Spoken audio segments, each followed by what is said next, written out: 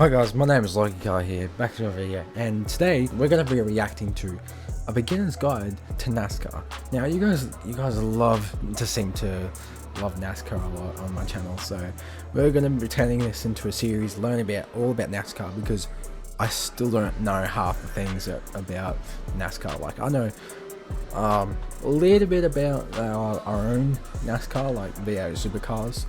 I know all that sort of stuff, but I want to dive deeper into America's version of it, which is also called NASCAR. So let's dive straight into it. So this is our intro.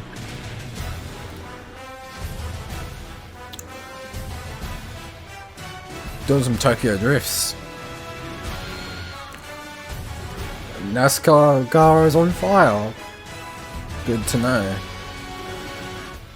It's fast, it's loud, and it's about as American as it gets. I'm talking, of course, about NASCAR. Yep. To many people, that car that just drifted off. NASCAR seems somewhat impenetrable as a series. I mean, stages? Playoffs? Competition cautions? What? But with the NASCAR Cup Series off-season in full swing, I thought it would be a great idea to try and introduce it to some of you folk who may not be so familiar with the series. This is the beginner's guide to NASCAR. Okay, let's... Ooh, the retro song.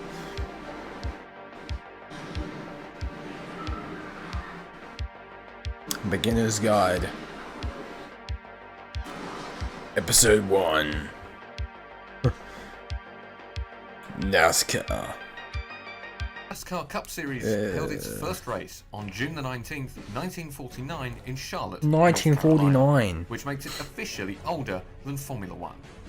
Since then, a lot has changed in the sport, going from nearly showroom-fresh street cars that still had the bench seats and the AM radios installed, all the way to today's high-tech space frame chassis monsters. We've upgraded so far. Modern cars feature a 358 cubic inch naturally aspirated V8 engine. Okay, let me just hold you up right there. When was this uploaded? 2 years ago. Okay, so there would have been slight changes here and there, like with the engine power and that sort of stuff, because this was 2 years ago. So this would have been 2020 or 2021. One of the two. So it would be fairly close, but let's just keep going with the video. A 4-speed H-pattern gearbox. Up front, double wishbone suspension is featured with a live rear axle at the rear. Oh my god. Driving aids such as traction control and anti-lock brakes are prohibited. The space frame chassis is covered in a 24-gauge sheet metal body that has to conform to strict templates for each manufacturer and is customized for each type of track visited. The NASCAR Cup Series visits 4 main types of track, each one with entirely different requirements in terms of setups and racing style. The most common is the Speedway. Yeah, the These Speedways, are between I know. 1 and 2 miles in length I and know can the vary in ones. shape, from the D shape of Charlotte in Kentucky to the more paperclip shape of Homestead, Miami. These are seen as the standard track in NASCAR and boomed from the late 1990s to today. Despite being the most modern tracks, fans often lament the fact that the tracks are somewhat samey and offer less interesting racing than the other circuits. Wait, cookie-cutter tracks that produce mediocre racing replacing classic venues we all know and love? See, F1 fans? We aren't alone after all. Next up are the short tracks. These ovals of less than 1 mile in length include Martinsville Speedway and Richmond Raceway in Virginia, as well as Bristol Speedway in Tennessee. NASCAR short track racing offers close contact racing and a very high level of intensity from start to finish, which often leads to drama That's both pretty cool. on the track.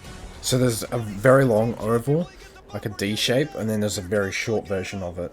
It's very enclosed and tense. Whoa, bit of punch-ons.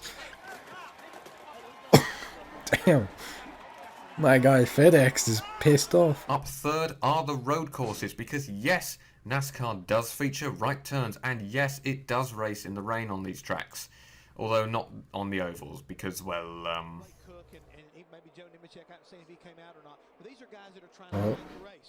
What did this guy do? What is going on? Everyone's just everywhere for no reason. What?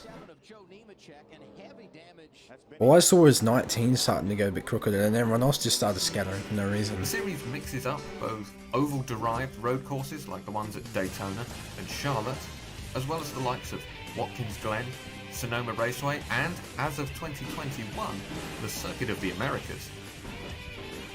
What's the last Finally, one? there are the super speedways. The super speedways of Daytona and Talladega are probably what you Talladega! when someone mentions Yes! the circuits are high This is- speed and are all about staying in the draft from the car in front. Nah, The result is Talladega incredible one track was from racing. the movie, I Huge lines of cars assume. go 2, 3, and sometimes even 4 wide for lap after lap, and then occasionally causing a massive... Oh! Sparks everywhere. On a That's side cool. note, you may notice something different about the cars when they compete on the short tracks. On ovals over 1.3 miles in length, the cars will run at 550 brake horsepower and have a large rear spoiler. At 8 inches tall, it is so high that at the top a is transparent section has to be included so that the drivers can see something other than their own car in their rearview mirror. This large spoiler creates lots of drag and aids drafting and overtaking at the bigger tracks. In contrast, at the short tracks, the rear spoiler is What have we reduced got in the short to tracks? 2 3/4 inches in height, and power is increased to 750 brake horsepower to ensure that dirty air doesn't become an obstacle to good racing at the tracks without the large straights to allow for drafting. Right then, with that out of the way, it's finally time to throw the green flag and start the race. If you're coming straight from watching Formula 1, it's worth remembering that the excitement in the race tends to be the reverse of Formula 1's.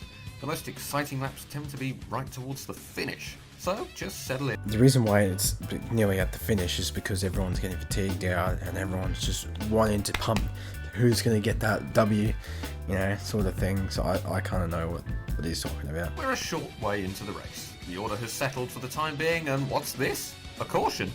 Is there rain on our speedway? No. Is there debris around? No. Has a car crashed somewhere? Nope. This is a competition caution. Huh? The competition caution has been seen a lot through 2020 thanks to the scrapping of qualifying and practice sessions. But in a normal race, it is only really thrown if there's been a change in the track conditions since qualifying, usually brought about by overnight rain. It allows the teams to come in and adjust the setups of their cars to suit the new conditions and to change tyres. Ordinarily, cars would lose a lap to the leader in most tracks if they pitted under green flag conditions, so teams would be hesitant to come in and make the changes. Under all cautions, the first car that is a lap down is allowed to unlap itself, which is known as the free pass. So, the caution period's all sorted, and it's almost time for the restart. On the final lap, under caution, the choose cone comes into effect. What? This is a painted V shape on the track, just after the start-finish line. Drivers will need to make a tactical choice on whether to take the preferred racing line on the restart or take the worst line but perhaps start in a higher position as a result. It's only a minor rule introduced in 2020, but so far it's actually really mixed up the running order and produced quite a lot of excitement on the restarts. Oh, that's cool. Now, every motorsport fan around the world has experienced the same conversation with someone at some point in their lives. You know, the one that usually comes to an abrupt end when the other person says something like, I don't know, I only watch the first and last laps because they're the only interesting ones. Well, a few years ago in a NASCAR meeting in some swanky hotel, no doubt, they were having a big discussion about that exact thing. Actually? So, how do we get people to watch more of the race if they're only interested in the first and last laps? I know, you've just got to have more of them first laps and last laps, ain't you? You know, oh, if you excuse me, I'm off to I like it, this guy is credit just card. making accents. Wait, that's absolutely genius! Jenkins, you're a madman! I love you!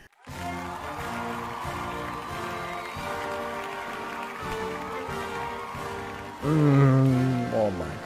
And that's kind of how we ended up with stage racing. The race is broken up by the green and white checkered flag 2 times in every race, apart from the Coca-Cola 600.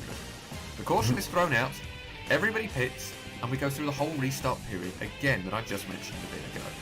At the end of each stage, points are awarded to to the top 10 finishers, along with a playoff Oh, point, the driver okay. in the lead at the end of the stage. I see But what we'll that get means. to the playoff points in a little bit. So, we've navigated our way through the race. Oh, We've survived cautions, boy. restarts, the stages, I think he's and the oh, inevitable big win with the super speedway. wow. That just leaves us with one final piece of NASCAR oddity to deal with, the championship format. Worried about how audiences tend to turn off after the championship is sealed, NASCAR introduced a system for the championship that guarantees that the title will be decided at the final race of the season. The first 26 races of the season form the regular season, where drivers are trying to qualify for the playoffs. Quite simply, win a race and you are in to the 16-car playoff field. So if we take the winners for the 2020 regular season, you'll get this as your playoff field. But hang on, only 11 drivers won a race during the regular season. So what now? Well, the top scoring drivers for the season so far fill out any remaining places, and then your playoff field is set. Now, only one of these 16 drivers can win the championship over the next 10 races. Once the field is set, everybody's points are reset, and then any playoff points accumulated throughout the season are added in, which gives drivers who've already booked a spot in the playoff right at the start of the season an incentive to keep on pushing. The round of Very 16 lasts for 3 races, and once again, you win a race and you advance to the next round. And then everybody else fights for points. After those 3 races are up, the bottom 4 are dumped out of the playoffs and can no longer win the championship. We repeat this after another 3 races, and then again, and so on, until 4 drivers are left ahead of the final race of the season. Whoever out of these 4 drivers finishes highest up the order is your NASCAR Cup Series champion. Well, that kind of just about covers it for now. I hope you enjoyed our little stateside journey together. If you did, then give it a like, let me know. And in the comments, let me know if there's any other series that you would like to have a little beginner's guide to. Well, I think that's pretty good. A pretty good introduction to NASCAR. Like, the guy explained everything in full detail. Like, I thought it works completely different than what I thought it would. You just compete in this race and you get added into the list, and then it just starts breaking it down even more and more and more until you have 4 drivers left, and then those 4 compete in like a 50 lap race or something, and then whoever wins that is the champion of all time of that year. So that kind of makes sense to me. Anyway, if you guys enjoy this video, make sure you drop a like and subscribe down below, and I'll see you guys in the next one. Bye bye.